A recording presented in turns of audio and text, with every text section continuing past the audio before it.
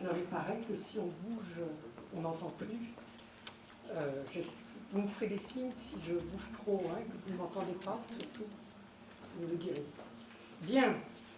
Alors, les pères vont prendre la suite de Catherine. On va voir comment ils ont interprété ces textes que Catherine nous a vraiment bien présentés. Donc pour ça, ça va faciliter les choses. Vous avez deux feuilles, une feuille avec le plan, une bibliographie, et une autre recto verso avec d'un côté quelques textes de Basile et de l'autre des textes de Jean Chrysostome. Alors il m'a été difficile, bien sûr, vous vous en doutez, de faire un choix parmi les pères qui ont parlé de la place de l'homme dans la création. Parce que beaucoup d'entre eux ont traité cette question dans leurs commentaires des premiers textes de la Genèse que Catherine nous a présentés. Et j'ai choisi deux pères de la deuxième moitié du IVe siècle, Basile de Césarée, qui a vécu de 329 à 379, et puis Jean Chrysostome, qui a été évêque de Constantinople 20 ans plus tard, 349-407. Alors pourquoi ce choix ? Dans cette partie orientale de l'Empire romain, il y avait un grand contraste entre la puissance et le luxe des grands propriétaires terriens qui possédaient des milliers d'hectares avec des fortunes considérables, et la misère dans laquelle vivaient les colons qui travaillaient ces terres, et puis le peuple des artisans dans les cités, les uns et les autres ployant sous les impôts. Donc vous voyez, on retrouve le thème que nous a présenté Catherine avec les prophètes et puis Alors cette situation sociale déséquilibrée a conduit nos deux pères à interroger les Écritures pour mieux comprendre le rôle de l'homme dans le dessein créateur de Dieu. Alors faut-il placer l'homme au sommet de la création ou bien le considérer comme une espèce parmi d'autres? L'homme dominateur ou bien serviteur? Ça, ce sera notre première partie. Et puis une autre question s'est posée à eux. Comment, concrètement, dans la vie quotidienne, l'homme peut-il user au mieux de la responsabilité que lui donne cette place particulière? Ils ont souvent abordé cette question dans les homélies quasi quotidiennes qu'ils adressaient à leur peuple. Donc vous voyez, ça va être des commentaires, des textes que nous a présentés Catherine tout à l'heure. Et on va voir, non seulement des homélies, et puis comment eux-mêmes, ils ont mis leurs principes en œuvre. Excusez-moi, je retire ma montre pour bien voir l'heure. Denis, hein? Ok. Voilà. Si j'enverrai mon cours à ceux qui veulent, donc vous n'êtes pas obligé de prendre des notes pour que vous puissiez écouter, réagir et plutôt mettre sur votre papier les questions que vous vous posez si vous n'êtes pas d'accord. Voilà. Alors, l'homme au sommet de la création ou bien une espèce parmi d'autres. On va voir Basile de Césarée. Ce qu'en dit Basile de Césarée, c'est intéressant. Et puis ensuite, ce qu'en dit Jean Chrysostome, et vous allez voir, c'est intéressant de voir des interprétations différentes sur les mêmes textes.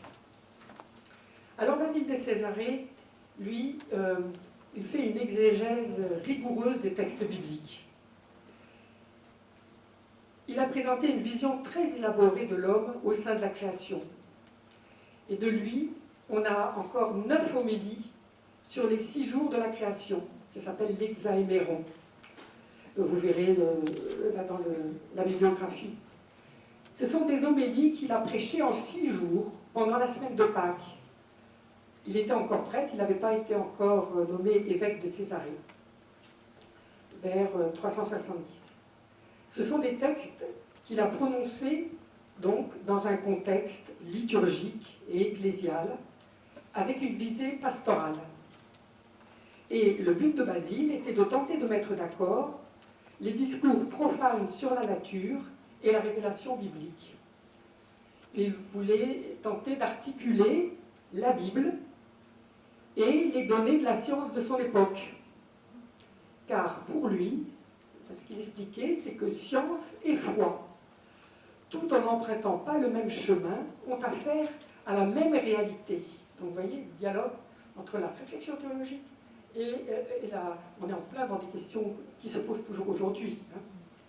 Mais c'est intéressant de voir comment, à son époque, il s'est débrouillé pour le faire. Alors, il prend la suite d'Origène, que certains ont mieux ont approché récemment, au IIIe siècle.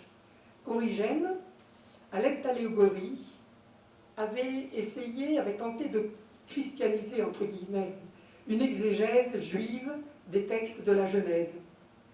C'était une exégèse marquée par les courants de la philosophie grecque. Hein. Donc à la fois, vous voyez, l'exégèse juive et aussi la philosophie grecque. Et pour tous, mais là, pour tous vraiment, à cette époque, l'homme est pleinement inséré dans la nature. Il est uni à la création de tout son être, jusque dans sa vie spirituelle. Et ça, c'est très important à voir, parce que c'est de là qu'ils partent, hein, de cette vision-là de l'homme. Pour eux, à cette époque, l'homme est un microcosme, un monde en miniature. Donc d'abord, en l'homme, c'est un monde en miniature, et en même temps, le monde, c'est le symbole de l'homme. Si bien que par allégorie, toute la création peut signifier des éléments de la nature humaine. C'est important de voir ça au démarrage pour comprendre leur interprétation des textes. Alors, comme Origène, Basile développe une exégèse des textes de l'Écriture où il en présente 3 sens, beaucoup, tout de suite ça va faire tilt, un peu beaucoup. Le sens littéral, le sens spirituel et le sens moral. Ainsi, dans ses homélies sur l'hexaéméron, c'est cela qu'on va voir en premier, nous pouvons retrouver d'abord le sens littéral. Hein.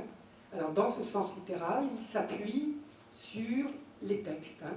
C'est une exégèse de type scientifique où il lit l'écriture avec les outils intellectuels qu'il a à cette époque, c'est-à-dire il lit l'écriture à l'aune de la philosophie grecque. Et ce qu'il fait, c'est qu'il compare les explications philosophiques sur les mystères de la création et ce qu'en disent les Écritures dans les écrits de la sagesse que nous a présenté Catherine tout à l'heure. Et dans cette comparaison, quelle est sa conclusion? Eh bien, il montre la supériorité des écrits bibliques sur les écrits de sagesse. Alors, je vais vous donner un exemple. Dans l'homélie 1, alors, si vous voulez ensuite les lire, vous pourrez les retrouver dans les sources chrétiennes. Hein. Dans l'homélie 1, il montre que, d'abord, les arguments des philosophes se réfutent mutuellement. Ils ne sont pas d'accord entre eux. Hein. Et là, il donne des exemples. Et puis ensuite, il explique que ces philosophes grecs manifestent un athéisme matérialiste. Donc il présente l'athéisme de ces philosophes grecs. C'est pourquoi, dit-il, ils ont cru que l'ensemble des êtres étaient sans pilote et sans direction, comme emportés au hasard. Erreur à laquelle les condamnait l'athéisme qui habitait en eux. La question du hasard, hein, qui revient, qui est toujours posée aujourd'hui. Voilà pour le sens littéral. Donc vous voyez comment il a travaillé. Je me permets d'appuyer là-dessus parce que c'est la même façon, hein, que nous devons lire et interpréter les textes aujourd'hui. Hein. C'est pour ça leur méthode. Alors ensuite, le sens spirituel du texte. Et là, ce sens spirituel nous ouvre au mystère de Dieu et de l'homme. Et là, dans ce texte, on voit, et Catherine nous l'a bien appuyé, l'homme créé à l'image de Dieu. Dans l'homélie 2, il montre la profondeur théologique du texte biblique. Parce qu'à travers la beauté de la création du monde, il montre que c'est une œuvre trinitaire, c'est la Trinité qui est à l'œuvre dans cette beauté. Il parle de l'esprit maternant, hein, l'image maternante de l'esprit, c'est comme l'amour maternel. C'est une image féminine qui féconde la création. Donc, il montre comme la contemplation du monde nous ouvre finalement au mystère trinitaire. Alors, je suis désolée, hein, je vous présente en quelques mots des œuvres immenses, mais je vous en donne juste quelques petits aspects pour que vous puissiez, j'espère, avoir envie d'aller les lire. Bon, voilà pour le sens spirituel. J'ai un peu honte d'aller si vite. Enfin bon, tant pis. Le sens moral, qui utilise pleinement l'exégèse allégorique. Et là, on sort du domaine de la spéculation pour entrer dans le domaine de l'édification. Cette lecture des textes bibliques conduit l'homme finalement à une meilleure connaissance de lui-même et il montre que l'homme se connaît mieux que par la médecine même. Hein, vous voyez, donc il y a toujours ce lien avec la science de son époque. Parce que la médecine n'a qu'une connaissance limitée de l'homme. Donc là, dans cette connaissance approfondie, pour lui, tout est permis hein, dans la lecture du texte. C'est pour ça que la lecture allégorique, hein, le sens moral, peut nous déconcerter aujourd'hui. La seule chose importante, c'est rester dans le sens du texte. Donc on peut tous se permettre, à condition de rester dans le sens du texte, ne pas lui faire dire n'importe quoi. Ainsi, par exemple, dans la 5e homélie, alors il chante la beauté de la nature, et il s'appuie sur la description du développement des végétaux ou du comportement des animaux pour montrer comment l'homme devrait agir pour être en harmonie avec la nature et avec son prochain. Donc Basile montre comment toute la nature instruit l'homme qui sait la contempler pour un bon agir. Par exemple, il dit que les plantes sont des modèles parce qu'elles sont fertiles, elles sont généreuses, et puis elles s'entraident entre elles. D'ailleurs, vous voyez, les discours écologiques aujourd'hui, hein, on nous donne l'action des arbres entre eux comme exemple pour nous. Donc c'est toujours pareil. Il explique que les poissons restent chacun dans leur domaine, contrairement aux hommes qui veulent étendre leur possession aux dépens des voisins. La beauté de la mer qui permet aux navigateurs d'atteindre les terres lointaines. Alors là, par exemple, on pourrait regarder dans les textes l'homélie 6. Hein, si vous prenez Basile, c'est tout à fait en bas, homélie 6 contre la richesse. Le numéro 3. Hein. Imite la terre, homme, porte comme elle des fruits. Ne te montre pas plus dur qu'une matière inanimée. La terre ne mûrit pas ses fruits pour en jouir elle-même, mais pour t'être utile. Et toi, les fruits que répand ta générosité, c'est toi qui les ramasses, puisque les récompenses des bienfaits retombent sur leurs auteurs. Tu as donné à manger à l'affamé, ton aumône te revient, augmentée par l'usure. Comme le grain jeté dans le sillon profite au semeur, de même le pain tendu à l'affamé te rapporte un gain immense plus tard. Vous voyez cette lecture? Ensuite, bon, comme le fleuve s'étale sur une terre fertile par 1000 canaux, dispersez vos richesses par toutes sortes de voies. Enfin, c'est une façon, vous voyez, concrètement de donner des leçons morales. On verra la suite. Donc vous voyez, je voulais vous présenter son exégèse, cette exégèse qui est au fondement finalement de sa réflexion théologique. Ce sont les arguments sur lesquels il s'appuie pour aller plus loin. Parce que la grande question, donc, je vous l'ai dit, c'était le rôle de l'homme dans la création, hein, à la fois dominer et servir. Et la question que se posait Basile, qu'il voulait montrer à ses auditeurs, c'est l'homme est-il co-créateur? Domine-t-il ou servir? Quelle réciprocité des relations entre l'homme et la nature? Donc il a complété les 6 homélies hein, qu'il avait prononcées dans ce temps de Pâques par 2 autres homélies sur l'origine de l'homme 1 et 2, où il développe la lecture spirituelle des textes de la création dans la Genèse. Alors certains disent que c'est pas lui qui l'a écrit, c'est son frère, Grégoire Tonis, qu'importe. Hein. Mais enfin bref, c'est attribué à Basile. Excusez-moi, je me suis... Dans sa première homélie, il décrit ainsi l'homme au sein de la création. Dans 2 numéros, le numéro 8 et 10, Basile montre que l'homme a le pouvoir de commander. Il a le pouvoir de commander à la fois sur le monde extérieur, c'est-à-dire sur les animaux, hein, mais aussi sur le monde intérieur, c'est-à-dire ses passions. Et ce qui lui donne ce pouvoir de commander, c'est par la supériorité de la raison et de l'âme. Il développe son argumentation montrant que l'homme grandit comme les autres êtres vivants. Il a les mêmes caractères naturels. Mais ce qui lui permet de dominer la création, c'est la raison. La raison qu'il reçoit en tant qu'image de Dieu. C'est un don de Dieu pour lui permettre d'exercer son pouvoir. Alors attendez, j'ai marqué. Voilà, vous voyez, tout à fait en haut, Homélie 14, le numéro 14, Homélie sur l'origine 1, vers la fin. Il nous a fait maître de remplir, et nous remplissons cette terre par la raison. Après avoir choisi ce qui est utile, n'avons-nous pas rejeté ce qui n'est d'aucun usage pour la vie humaine? Ainsi donc, la parole « remplissez la terre » a fait de nous des maîtres. Donc voilà comment vous voyez ce rôle de la raison qui permet de choisir ce que l'on garde ou ce que l'on rejette.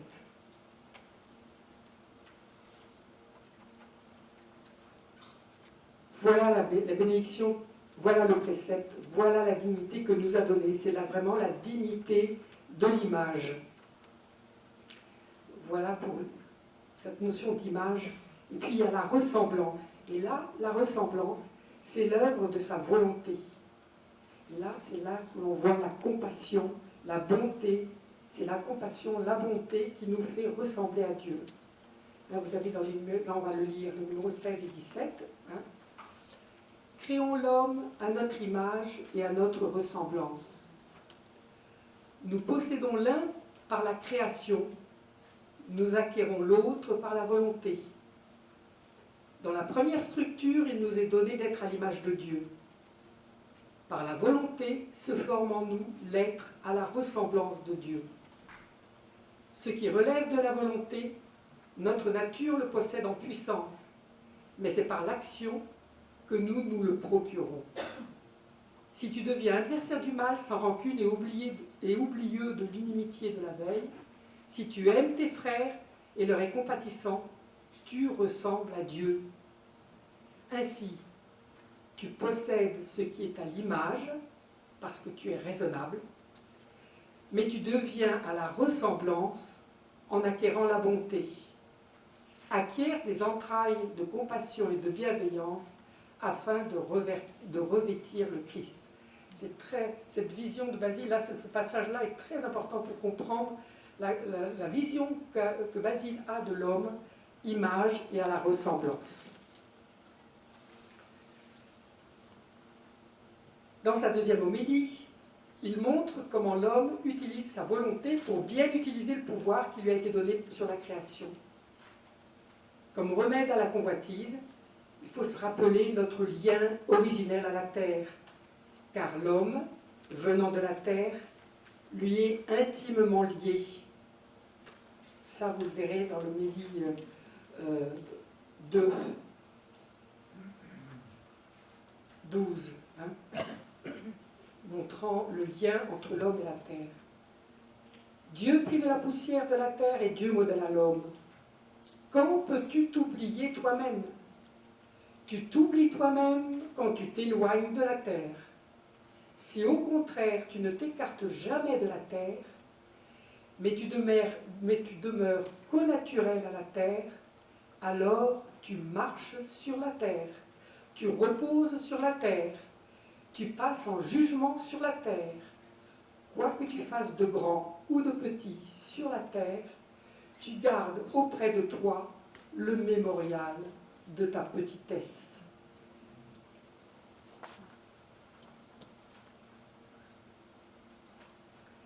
Un peu plus loin, il dit « Quand tu cours par convoitise, c'est sur la terre que tu cours.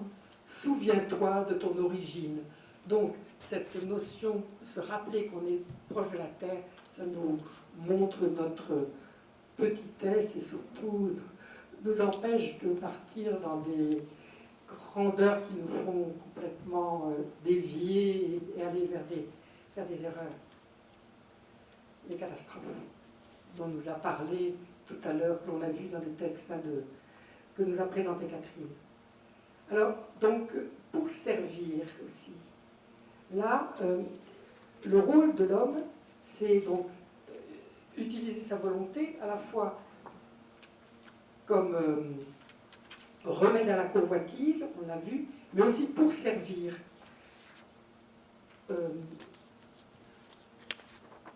Emplissez la terre, ça c'est dans toujours la même homélie 2. Emplissez la terre, la chair qui vous a été donnée pour faire office de serviteur, emplissez-la de bonnes actions.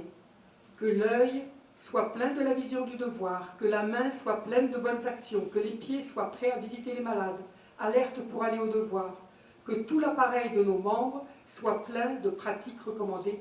C'est cela la parole, emplissez la terre.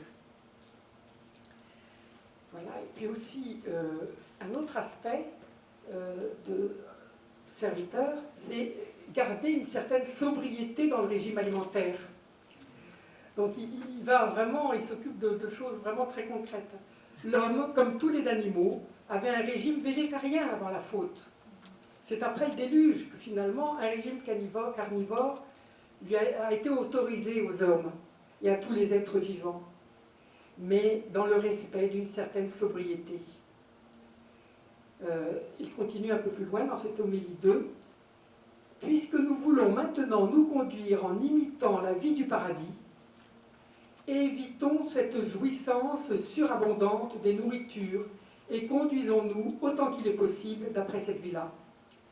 Utilisons pour notre entretien produits de la terre, graines et fruits durs, et le superflu, rejetons-le comme inutile.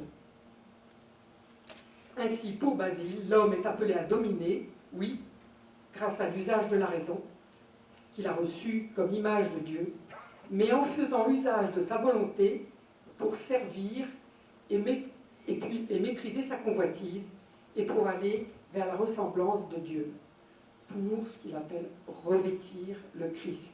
Vous voyez, toute la démarche écologique, c'est pour revêtir le Christ. Voilà pour Basile. Jean Chrysostome.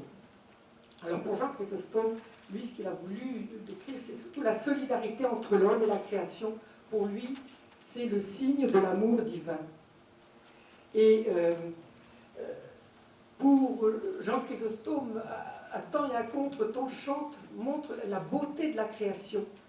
Et que la beauté de cette création, belle et bonne, est le signe de la bonté de Dieu et de son amour. Dans le texte 1, si vous tournez la page,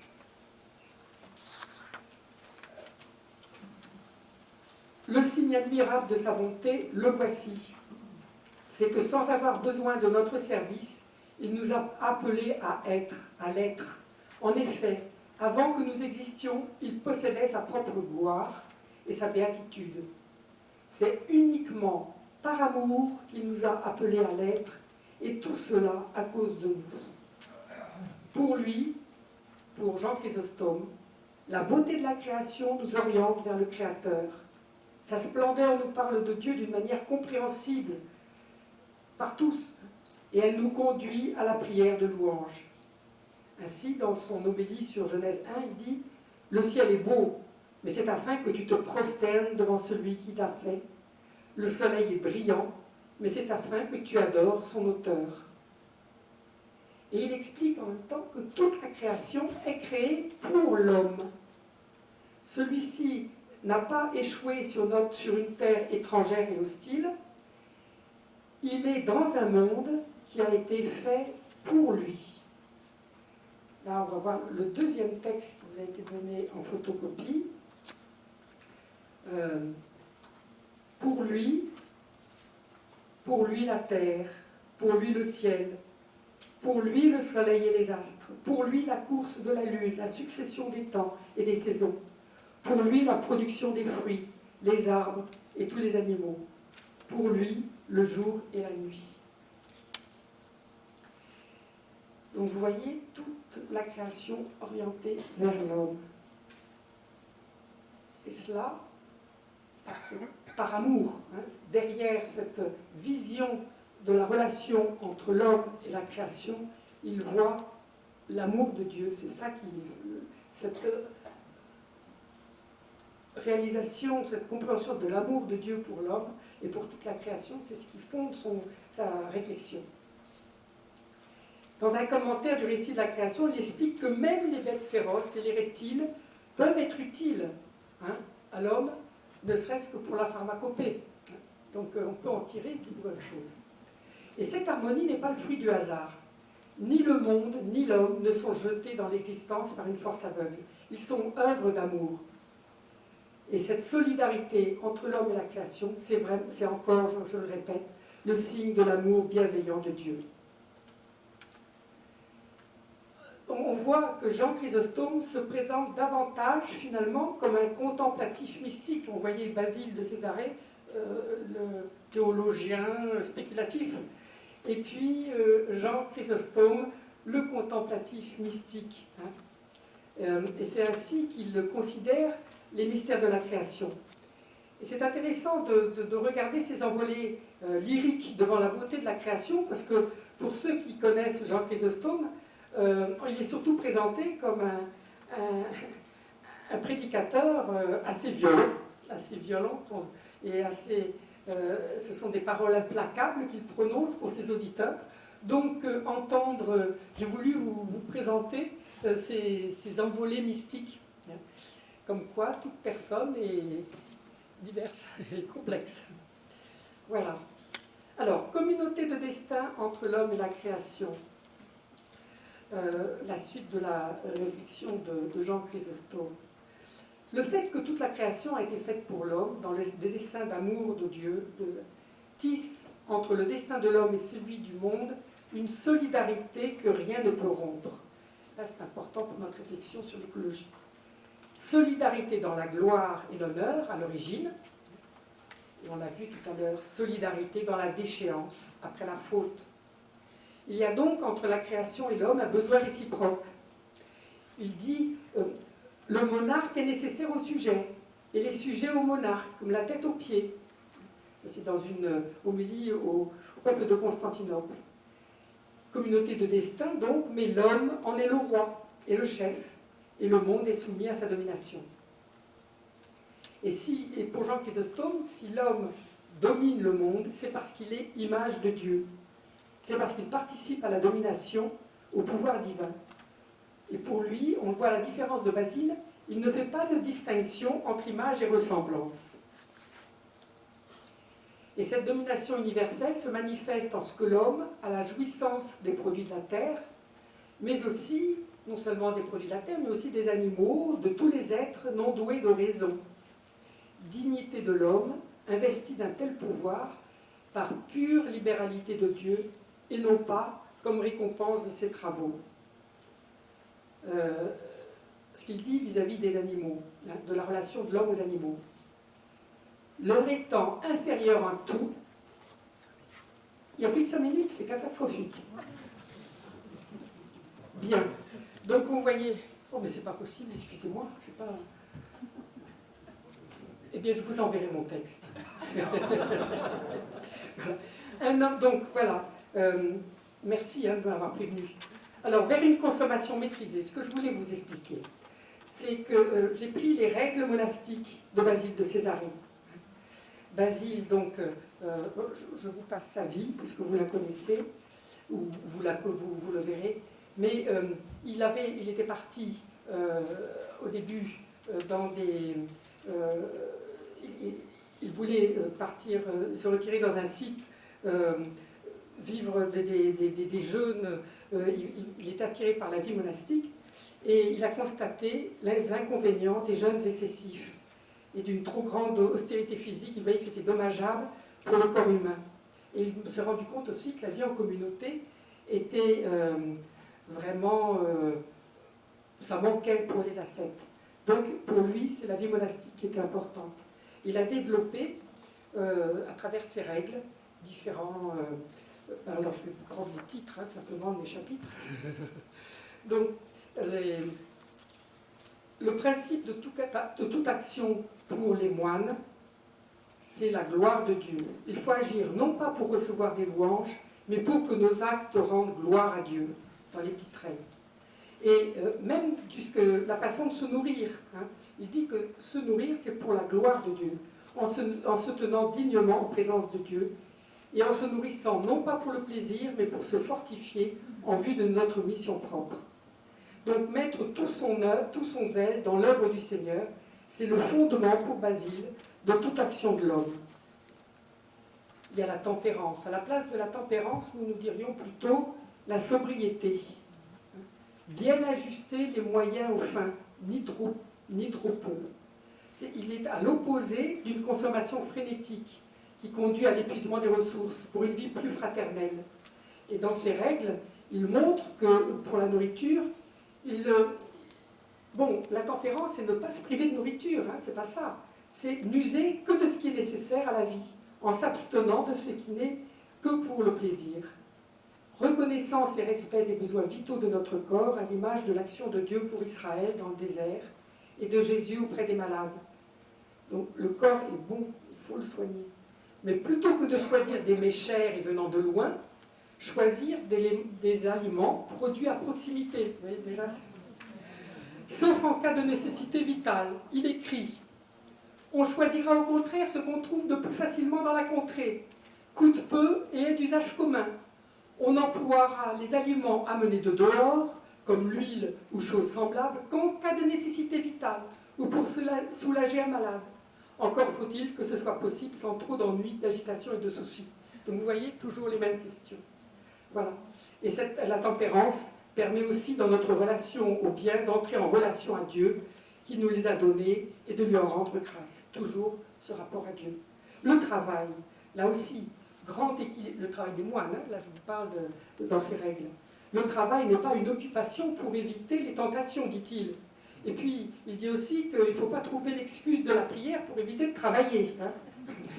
Parce qu'on peut parfaitement prier en occupant ses mains et en remerciant Dieu de nous donner la capacité de travailler. Le travail du moine lui permet de mettre en œuvre son amour pour ses frères. Voilà. La troisième façon dont l'homme peut agir librement pour maîtriser la consommation, c'est le partage, qui est la mise en œuvre du commandement d'amour divin. Alors là, le partage, il l'a mis lui-même en pratique en tant qu'évêque, hein, dans l'administration de son diocèse.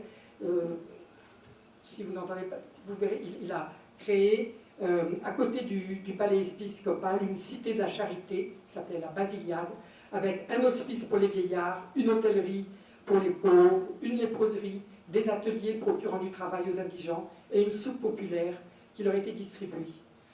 Voilà. Donc, excusez-moi, je vais très vite, j'ai été obligée de... Mais je voudrais quand même dire quelques mots. Hein, je peux encore 3-4 minutes. Le travail chez Jean Chrysostome. Alors, d'abord, si quand même vous dire, quand il est arrivé évêque hein, à Constantinople, il a commencé par changer la vie pour lui-même. Hein.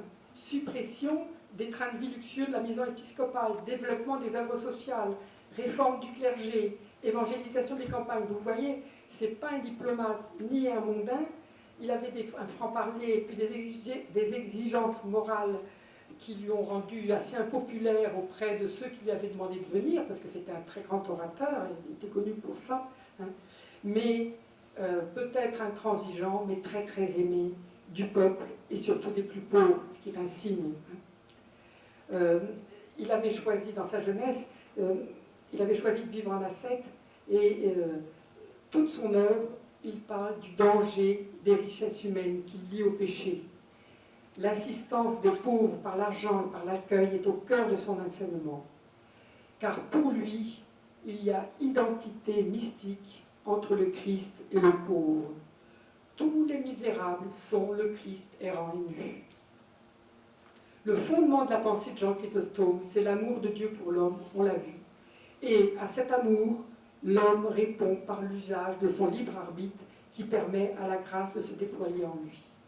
Alors, je vais juste, responsabilité de l'homme sur le devenir de la nature.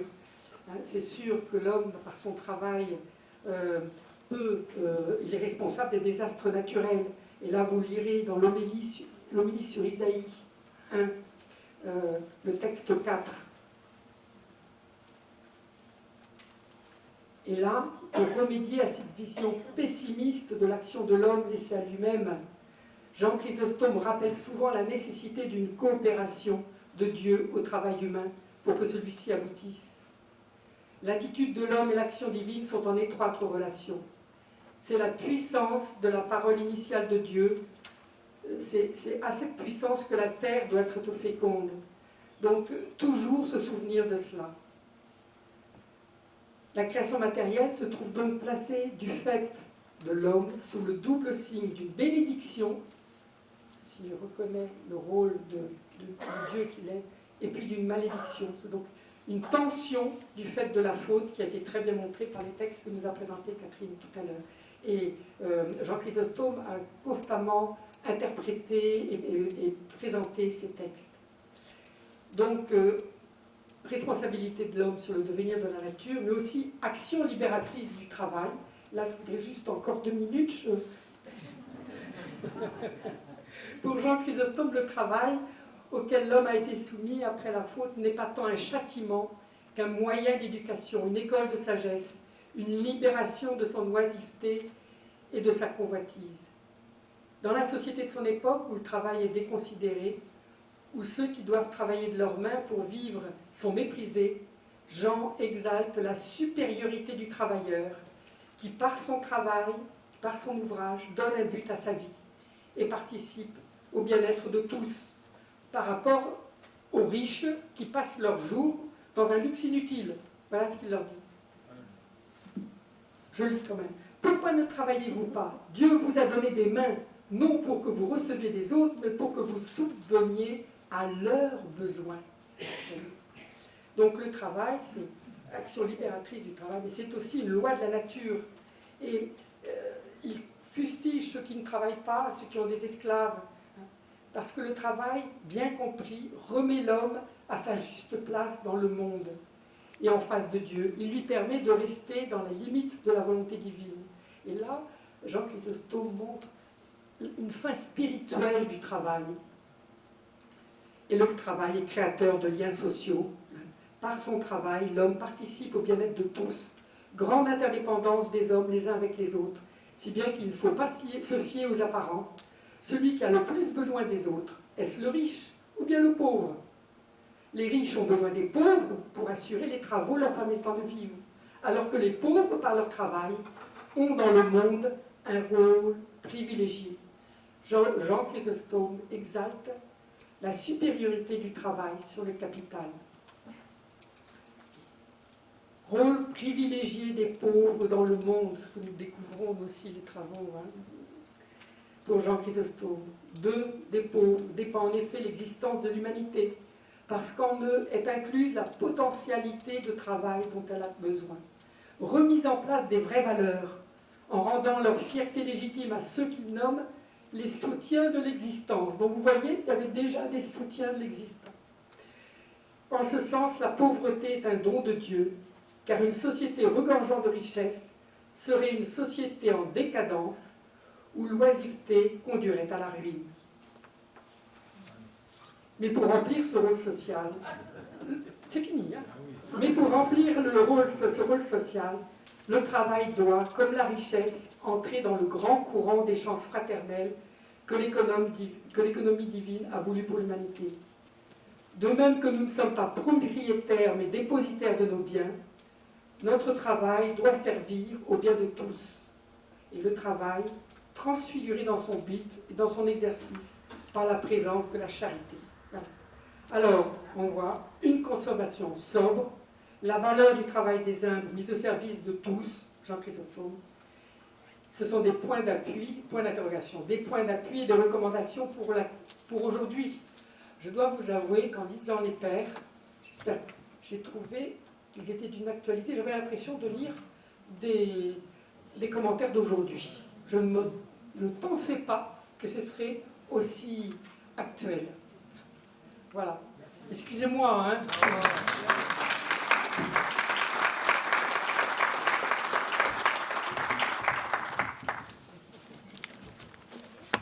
C'est l'heure où nous devrions terminer la pause du troisième rapport. Non, on a commencé plus tard. Hein. Non, c'est bon, on est dans les temps? C'est bon, d'accord.